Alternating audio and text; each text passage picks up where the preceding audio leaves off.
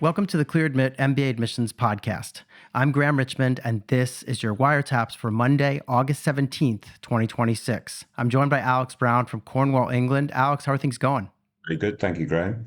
So this episode, we got to put this out there at the start. We're pre-recording this episode because I'm actually, in theory, when you listen to this, I should be on vacation somewhere with any luck.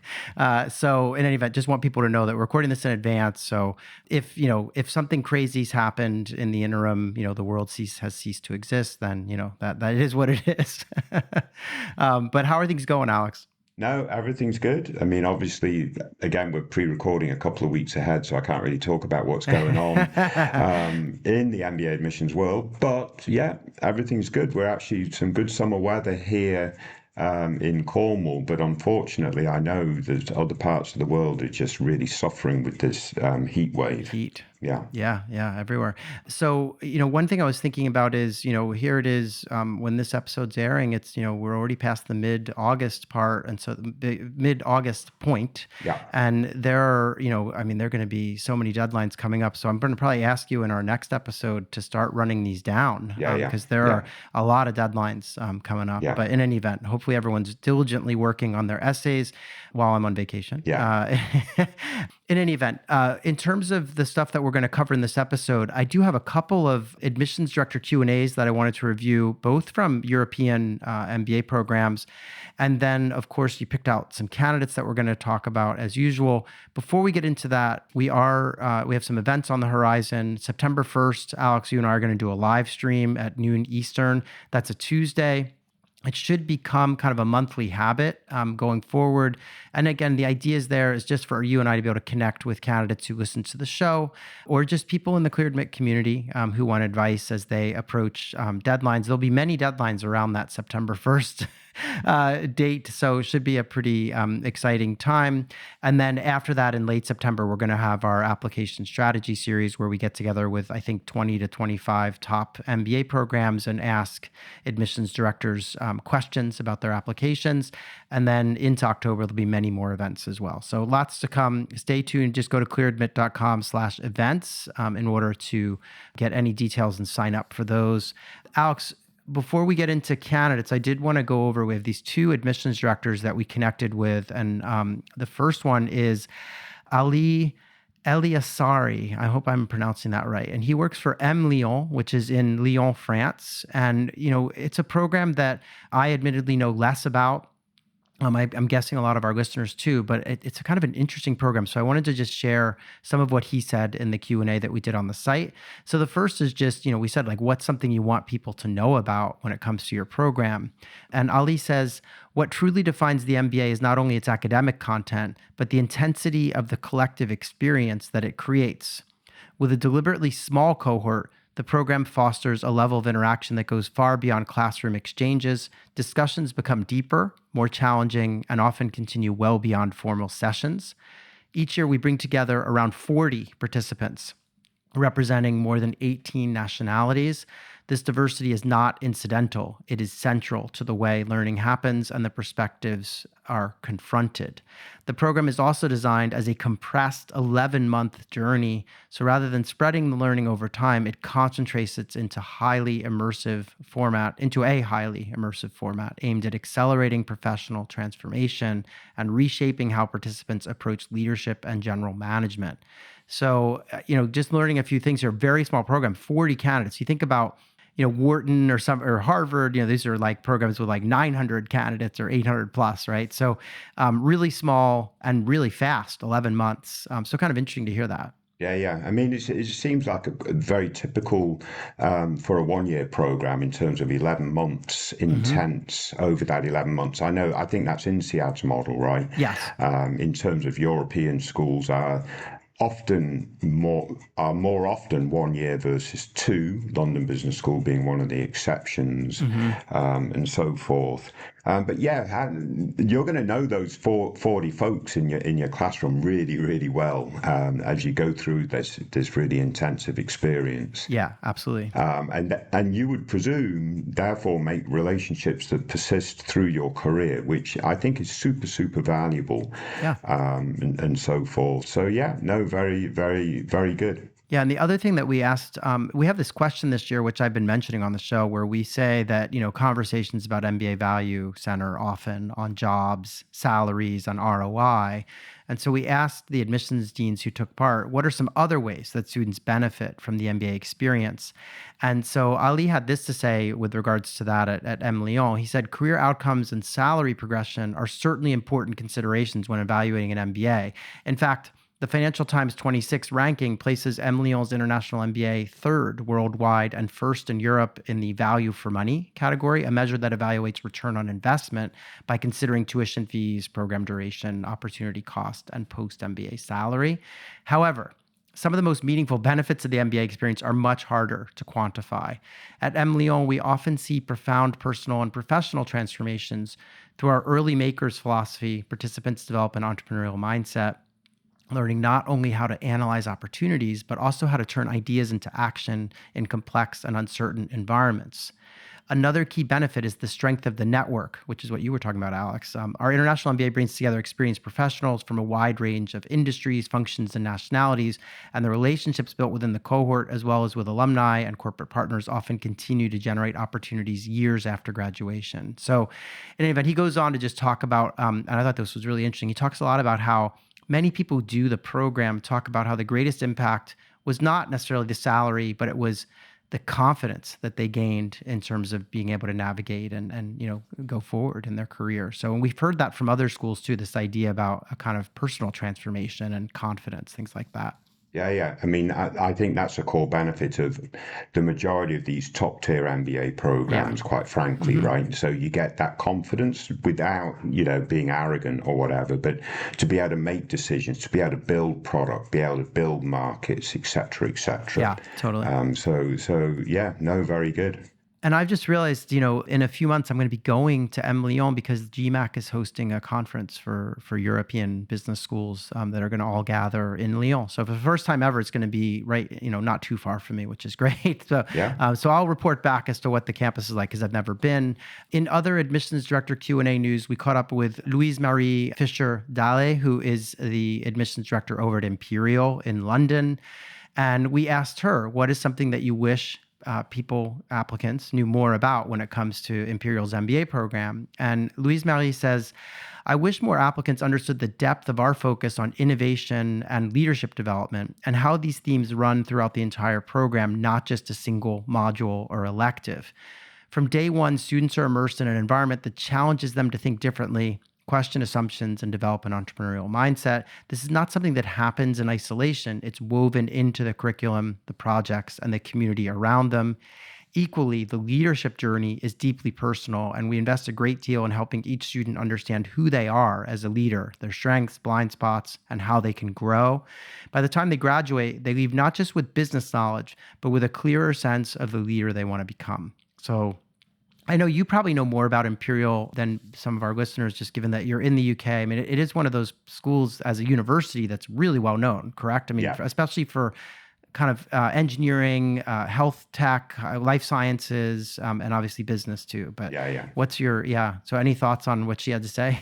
Also, a great campus, Beautiful great campus. location, Yeah.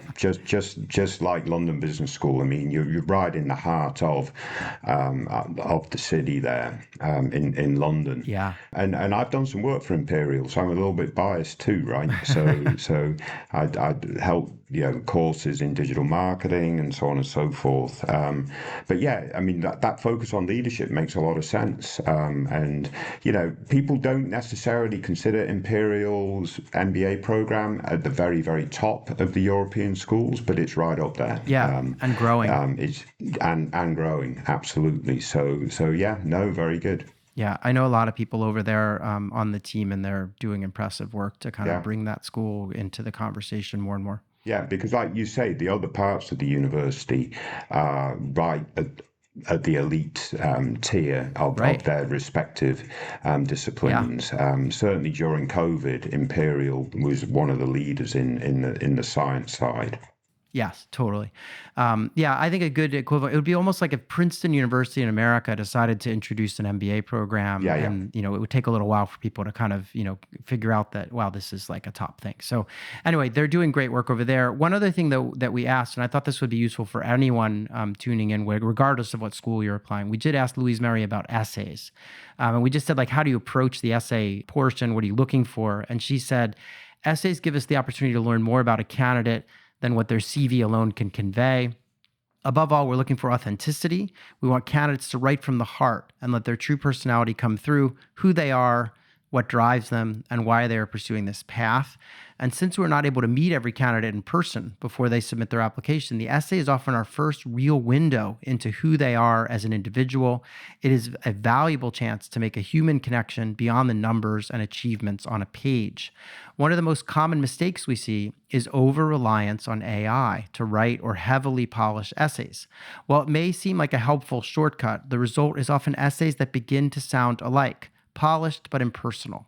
Admissions teams can tell the difference, and a generic essay is a missed opportunity. The one key thing candidates should keep in mind is this: write like yourself, not like you think an MBA applicant should sound. Your voice is your strongest asset. So what do you think of that? Yeah, no, very good. And we're going to do an episode of this podcast deep diving into what are the key uses of AI. And actually, maybe we've already done that. And I think, maybe we'll have aired. Yeah, depending on how we juggle your vacation podcast. But if it hasn't aired already, I'm really looking forward to that episode because there's lots to talk about. Yeah, totally. And finding that right balance with how to use the AI tools to enable you to present great content, great essays, etc., without using them in the way of just sounding like everyone else and, sounding like it's clearly written by AI and so forth. So there is a fine balance there. But I'm a big believer, Graham, that, in the real world, in the future, AI is a big part of our toolkit. Yeah. So folks in admissions understand that, and applicants should be using those tools to great effect. Yeah, totally. A couple other just little notes. We continue to publish additional kind of bonus episodes of the podcast, even while I'm away, because I recorded all these admissions director Q&As. So you should be seeing some in the feed. When you hear this episode, there should be some additional Adcom Q&As in the feed. I think I've had, MIT, Sloan, Kellogg. So there's been a handful of schools, NYU. They've all been coming on the show, and they're all either in your feed right now or forthcoming. So definitely tune into those and share them with friends who are applying to these programs. I think it's been a great use of, I've just had so much fun connecting with admissions deans, and I really appreciate their time. And so obviously, to the extent that everyone can tune in, that helps too. Otherwise, you can write to Alex and I as usual at info@clearadmit.com. Use the subject line Wire Taps. Alex, you picked out some candidates for us to discuss. Should we get into that? Let's kick on. All right, so this is Wire Taps candidate number 1. So this week's first candidate is coming from an ApplyWire entry that you've picked, and they want to start school in the fall of 27. So they're applying now. They're working on their applications. They have 6 schools on the target list, and those schools are Carnegie Mellon, Harvard, INSEAD, MIT Sloan, Wharton, and Stanford. They have been working in manufacturing, and they're hoping to get into maybe management consulting or potentially tech. They have a number of ideas, and they list a number of companies. Their undergraduate GPA is a whopping 3.94. They are located in the Philippines, and they want to land in the U.S. Despite being located in the Philippines, they're actually of Pakistani origin, they say, and they actually have 11 years of work experience. They are a senior manager. They've been working at a top fast-moving consumer goods company, and it sounds like they've had, they've run factories. They get into a lot of detail here, but they have had a lot of experience and very impressive experience. They're currently, it sounds like, an acting plant manager, and they drove the facility that they are managing from number 15 to number 2 globally in 18 months. So, and there are a number of kind of accomplishments like that. They also have co-founded a digital marketing agency on the side, just having some, sounds like some entrepreneurial fun there. They're thinking in the short term they would love to go to MBB Consulting. ideally in the operations or digital technology practice. They also, though, could see themselves in an operations tech or strategy role for a tech company like Amazon or Microsoft or Google. And in the long term, they're hoping to lead an AI native automation venture. So they mentioned all the schools, and I listed them already, but they clarified there are a few of these schools that they're applying to where they're thinking of joint degrees. So MIT Sloan, they talk about wanting to do the LGO degree, which is an operations focused degree alongside the MBA. It's an MBA MS. They also mentioned potentially doing an MBA and an MS in engineering at Wharton. And there was another one too in any event. Oh, Tapper also has an MBA MS offering with a kind of robotics kind of option. In any event, lots of degrees, lots of options, and they would love to attend a STEM designated program because they want to be able to stay in the US for 3 years. One thing you'll note is that they have not taken the GRE. They will be taking it later this month, and they are targeting a 325 plus, and they say that the deadlines are a bit tight. So anyway, I'll stop there because they gave us so much information, Alex. But what do you make of this candidacy? I mean, this candidate is impressive, I think, from a professional standpoint. They seem to have done really well at work as a senior manager, and they've got some really impressive outcomes to illustrate that. So I think that their opportunity to show impact and growth at work is absolutely going to be there. So that's very good. You would argue, again, that the length of work experience makes them a little bit unusual, a bit more unorthodox for full-time MBA candidates with 11 years of experience. So they're going to be challenged by making sure that they can show fit and establishing the why now versus potentially why not 5 years previous and so on and so forth. So that might be in the back of the mind of the Adcom. I mean, their GPA is outstanding, right? They were number one, I think, in their graduating class, and it is again a really tough engineering discipline, electrical and electronics engineering, and so forth. They final year project, so they have the academic chops, they have the professional background, and so on and so forth. Don't know as much about their outside of work stuff, although I think they did co-found a digital marketing agency, so that's certainly outside of their core sort of career. So that obviously took up some time and might add some interesting complement to their overall profile. As you say, they really need to get this GRE, well, they're planning to take the GRE. They say 325, but I want this person to get a 330. I think, if you're as smart as your academic record illustrates, get a test score that correlates with that, especially with that longer years of experience to show that they're really ready to hit the ground running when they start their MBA. So I want to see a 330 GRE score to really help support what appears to be strong evidence in other parts of the application. But they will be challenged, Graham, in terms of this fact that they're 11 years of experience rather than 4 or 5 years of experience, as making sure that they can show fit. And that might even sort of impact their opportunity for MBB consulting directly after, because again, their stereotypical recruits would be 4 or 5 years out versus 11. But there's definitely some strong elements to this profile, Graham.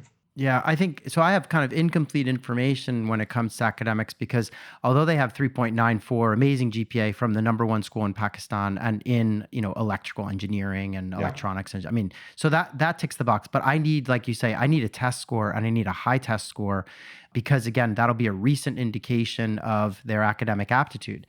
So. Yeah. And I don't mind. I mean, 11 years of work experience, I peg them at being probably 32 years old. And I did a little math. And I'm like, wow, when they graduate, they might be 35. And I think MBB can be a little bit more challenging. I mean, not to say they wouldn't take someone. They're not ageist, but I do feel like they often, they take the folks who are, in their late 20s or maybe 30 at most or something, and they work them, to the bone a little bit for a few years. So I don't know. So I kind of wonder if the transformation from what they're currently doing just into tech might be easier as something to pitch. But I definitely encourage them, obviously they say they're going to take the GRE. I really hope they buckle down and get a great result on that test, because that will help.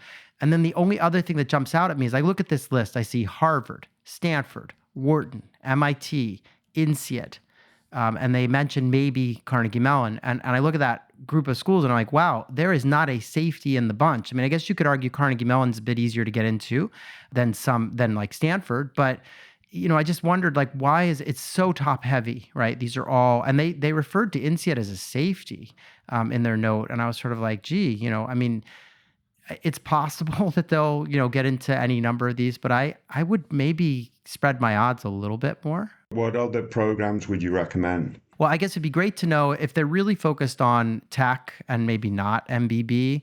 There are any number of programs. I guess I just sort of wondered, are they Ross? Yeah, Ross comes to mind, or if they, they said they wanted a safety in Europe. That's why they mentioned INSEAD. Yeah, I don't. I mean, you put me on the spot a little bit in terms of where else. Yeah. But I think, even Kellogg, I mean, if they're trying to just sort of balance a little bit, I mean, they are really top heavy here right now. Yeah. And, there could be other schools in Europe, I guess, that make sense too. But yeah, I don't know. I'm just a little worried they're going in, super high. And I mean, obviously, it'd be really helpful to know what that test score is. Yeah, but you're right, because they got Harvard, Stanford, Wharton on their list. So if you eliminate those, not that they can't get into those three, but they are obviously really difficult for anyone to gain access to. And this candidate does have some challenges in terms of that 11 years of experience, et cetera, et cetera. So if you eliminate those, in the US, they've just got Sloan and Tepper, and there's a gap between the two. So my thing is, all right, how do you fill that gap? Ross might be one of them, and maybe another top 16. Yeah, Cornell. Yeah, Johnson. Yeah, exactly. So it's an interesting thing. The one thing I do want to clarify is on their entry, they mentioned they have no U.S. work experience, and they wonder if they list that as one of their liabilities. I totally disagree with that. Yeah. They actually, I mean, it's kind of interesting. They went to school in Pakistan. They're working in the Philippines. Like, I'm not worried about that at all. And U.S. schools routinely take people with no U.S. work experience. That's kind of the point when you're an international. So I'm not worried about that. They've actually worked out of country. They're fine in that area. Yeah. And so they have some work to do with the narrative, like why do they want to do what they want to do, and how do they weave it together with their past experiences. But to me, the big question mark right now is school selection and a test score. Yeah. And the two are kind of tied to each other a little bit. So we'll see how it goes. I do want to wish them the best of luck on the test as they go on to take it this month. Hopefully they'll keep us posted and we can see how things evolve for them. But best of luck to them. Yeah, very good. Let's move on and talk about Wire Taps candidate number 2. So our second candidate this week has just 5 schools on the target list. Those schools are Chicago Booth, Columbia, Michigan, Kellogg, and Wharton. They want to start school in the fall of 27. And again, this comes from an ApplyWire entry. They mentioned that their work experience to date has been working in strategy and growth at a Series B startup.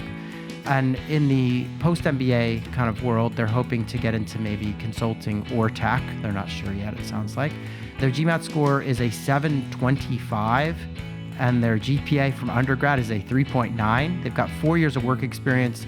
They're located in South Asia, and they want to land in the US. They mentioned that they have been kind of very focused on go-to-market strategy, and they are currently chief of staff to the founder of the company that they work for. They have an economics background in terms of their studies, and this person mentions that she is female. So that's kind of the background that we have. I just, in case you're curious, because I was, a 725 is like 760 plus on the GMAT in terms of the old scale. So a very, very good test score, great GPA, South Asian female. What do you make of this candidacy? Well, I'm going to ask you a quick question, Graham. What do you think's better, the 391 GPA or the 725 GMAT score? Boy, I would need to know where they went to school, and she didn't share that. Yeah. But I think, I mean, obviously a 3.91 is amazing. It's 4 years worth of data points. So, you Right. could argue that even though we don't see many 725s on the new test. So both are pretty stellar. I got to be honest. Yeah, no, I think that's absolutely fantastic. And yeah, sure, we should see some correlation between a high GPA and a high GMAT. And that's why I think our previous candidate we talked about with a 394 GPA needs to really be a bit more ambitious with their GRE score at 325, because Yeah. they really should be kicking that into the 330s. But anyway, back to this candidate, their academic profile and their GMAT absolutely fantastic. And they it seems like, I mean, obviously we don't have quite as much depth in terms of what they've actually been doing, but they've probably got some really interesting work experience, working in the startup environment, now chief of staff, etc., to the founder. So lots of exposure in that type of role, I would presume, in terms of being able to show that growth and impact. So if they can also articulate some outside of work activity in terms of what else they're interested in and their passions, etc., presuming they're going to target round one because they've already got the GMAT completed and so on and so forth, I'd say go for it. They're targeting some of the very top schools, and they should be targeting some of the very top schools. Yeah, no, I agree. And I think that was the one piece of the puzzle that was missing in this entry, was that sort of what do they do in their spare time? Yeah. But again, yeah, economic background plus all those grades and test score. I mean, it's a stellar academic profile. I mean, I think the work experience, like you say, they've probably gotten a chance to wear a lot of hats or have their fingers in a lot of different areas. When you're kind of chief of staff and dealing with strategy and working directly with the founder, Yeah. that's a great exposure, right? So yeah, so the only question mark I say is the extracurriculars, as you point out. But I think this is a really strong candidate. And the school choice, the list of schools on the target are, there seems to be a little bit of a Midwest focus because they've got Booth, Kellogg, and Ross, and then they have kind of Columbia and Wharton. I mean, these are, hard schools to get into, but this candidate, I feel like, will do very well. Yeah. Obviously still has to go through the hoops of like putting together a great application, Yeah. but the ingredients are definitely here. I'm assuming they have something extracurricular that they do. But in any event, yeah, I think this is a really strong candidate. What would you say if I said this candidate was from India? I'd say pretty much what I've just said. Okay. Quite honestly. Yeah, I was just curious. Especially if they're targeting round one, right? Yeah, it should be fine. They should have all their ducks in a row for round one. I think go for it. And again, it'd be, if they had some stuff outside of work that helps sort of complement everything else, that would be fantastic.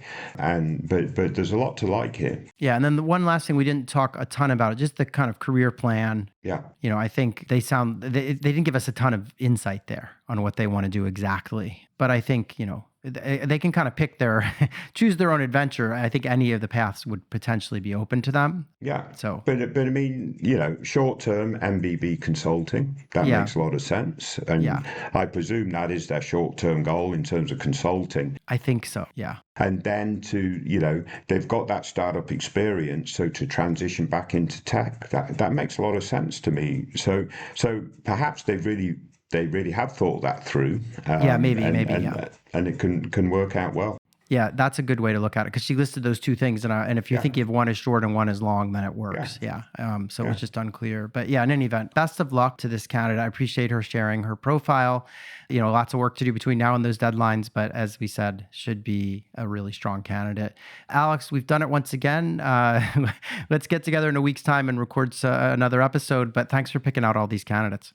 Very good. Stay safe, everyone. Take care.